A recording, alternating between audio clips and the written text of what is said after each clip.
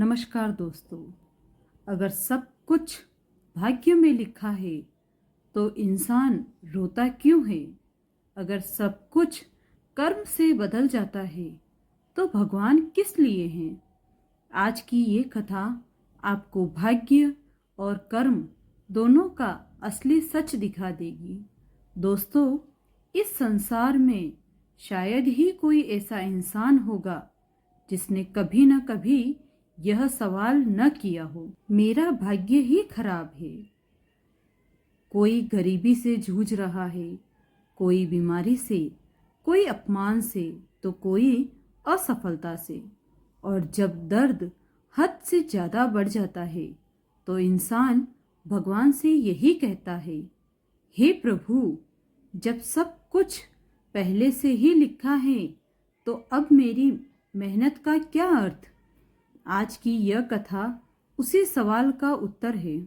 ये कहानी है एक ऐसे इंसान की जिसने भगवान से अपना भाग्य देखने की जिद की। बहुत समय पहले एक छोटे से गांव में धर्मदास नाम का एक किसान रहता था। धर्मदास गरीब था लेकिन बेईमान नहीं। उसके पास न बड़ी जमीन थी, न ऊंची जाति, न कोई सिफारिश। उसके पास था तो सिर्फ ईमानदार श्रम और भगवान पर विश्वास। लेकिन दुख की बात यह थी कि उसके जीवन में सुख कहीं दिखाई नहीं देता था। जिस दिन उसके घर में खुशी का दीपक जलता, उसी दिन कोई न कोई दुख आंधी बनकर आ जाता। कभी फसल बर्बाद हो जाती, कभी बैल मर जाता, कभी कर्ज बढ़ जाता, कभी समाज अपमानित कर देता। गांव के लोग कहते, अरे छोड़ो, इसका तो भाग्य ही फूटा है। और वही बात धीरे धीरे धर्मदास के दिल में बैठ गई। एक दिन खेत में काम करते समय वह फूट फूट कर रो पड़ा। उसने मिट्टी में हाथ गड़ा दिए और आसमान की ओर देखकर कहा, हे भगवान, अगर मेरा भाग्य ही ऐसा था तो मुझे पैदा ही क्यों किया? क्यों रोज उम्मीद दिखाकर सब छीन लेते हो? उस दिन धर्मदास के भीतर भक्ति नहीं बल्कि प्रश्न था। उसी गांव के बाहर घने जंगल के बीच भगवान शिव का एक प्राचीन मंदिर था।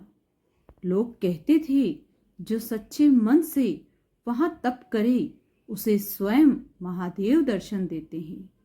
धर्मदास ने ठान लिया, अब भगवान से सीधा सवाल पूछूंगा। वह सब कुछ छोड़कर मंदिर पहुंच गया। न भोजन, न आराम, न भय, बस एक ही बात, मुझे मेरा भाग्य जानना है।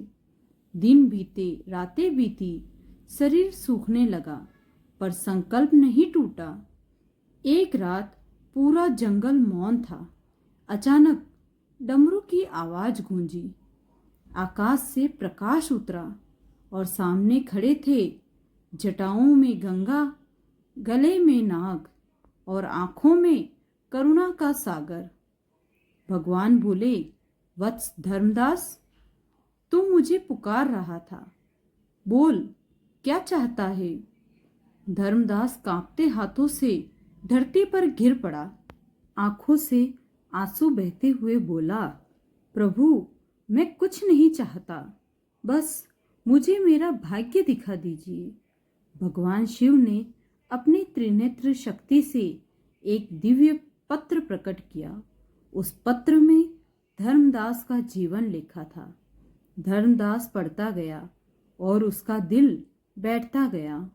उस पत्र में लिखा था, जन्म से संघर्ष, जवानी में अपमान, मध्य आयु में कठिन परीक्षा, बुढ़ापे में शांति और सुख।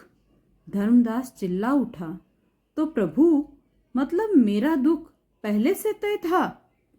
भगवान शिव मुस्कुराए और बोले, वत्स, तूने भाग्य पढ़ा है पर समझा नहीं। भगवान शिव के शब्द धर्मदास के हृदय में गूंज रहे थे। तूने भाग्य पढ़ा है पर समझा नहीं। धर्मदास ने कांपती आवाज में पूछा, प्रभु, भाग्य लिखा हुआ सच है या भ्रम? अगर सब पहले से तय है तो फिर इंसान क्यों जिए?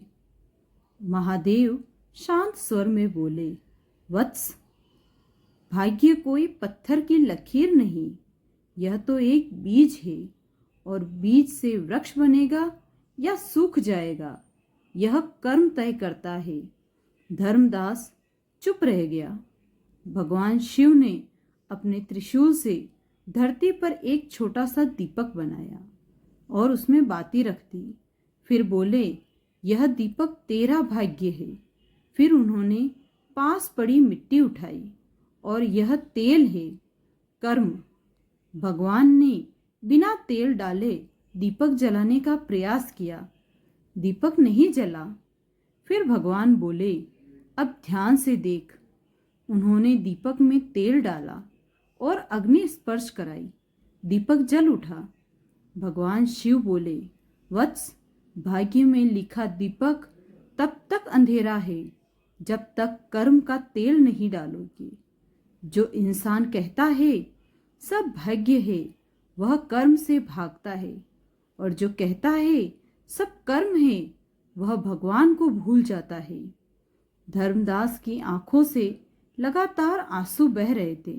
वह बोला, प्रभु, मैंने तो आपको ही दोष दिया, मेरी असफलताओं के लिए आपको जिम्मेदार ठहराया। भगवान शिव ने अपने कर कमलों से उसका सिर सहलाया। वत्स, दुख में प्रश्न करना पाप नहीं, पर कर्म छोड़ देना सबसे बड़ा अपराध है। भगवान शिव बोले, अब जा धर्मदास, तेरा भाग्य मैं नहीं बदलूंगा, तेरा कर्म बदलेगा। पर याद रखना, फल की चिंता मत करना।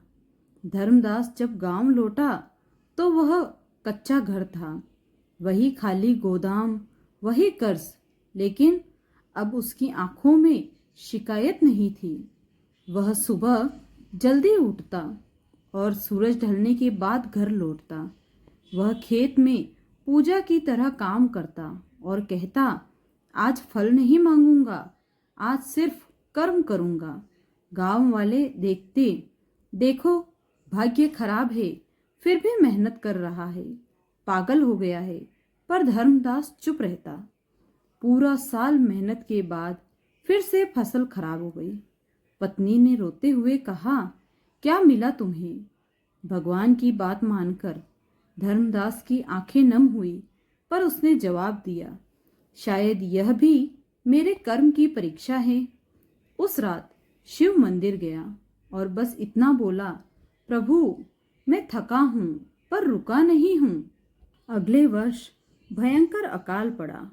लोग गांव छोड़कर भागने लगे। धर्मदास ने भी सोचा, शायद यह वह मोड़ है जहाँ लोग हार मान लेते हैं। लेकिन उसे भगवान का दीपक याद आ गया। उसने बंजर जमीन में भी बीज बोया। लोग हंसे, पागल है, यहाँ कुछ नहीं उगेगा। धर्मदास बोला, अगर नहीं उगा तो मेरा कर्म व्यर्थ होगा। भाग्य नहीं, बरसात देर से आई पर आई।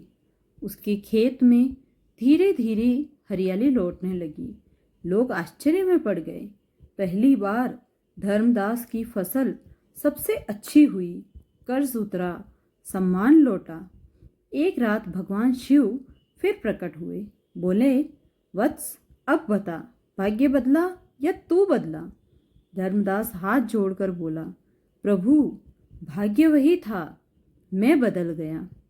धर्मदास के जीवन में पहली बार सुख ने दस्तक दी थी। खेत लहलहा रहे थे, घर में अनाज था, गांव में सम्मान था। लेकिन यहीं से भगवान की सबसे बड़ी परीक्षा शुरू होती है।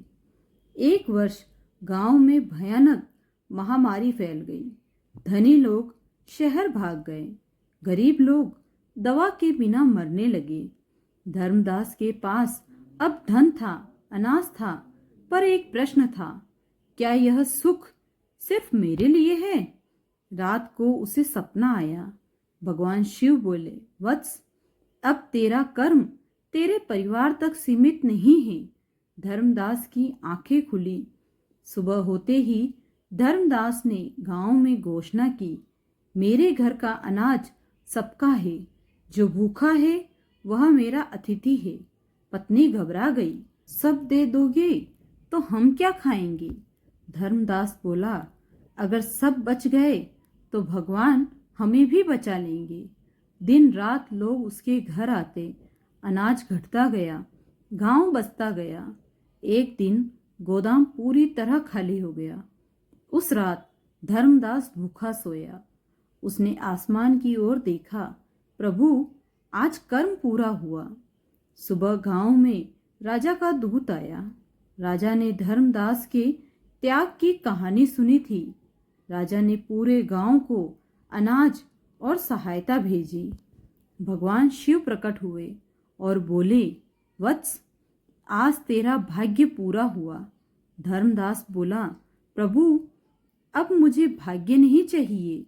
भगवान शिव बोले, सुनो संसार के लोगों, भाग्य वह रास्ता है जहाँ जन्म होता है। कर्म वह यात्रा है जो इंसान तय करता है। और भगवान वह शक्ति है जो सही कर्म पर साथ चलती है। दोस्तों, दुख भाग्य की सजा नहीं, सुख भाग्य की गारंटी नहीं, कर्म ही भाग्य का निर्माता है।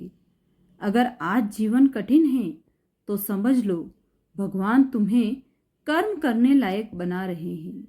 अगर यह कहानी आपके दिल को छू गई हो तो इसे लाइक करें, सब्सक्राइब करें और कमेंट में लिखें, जय महादेव।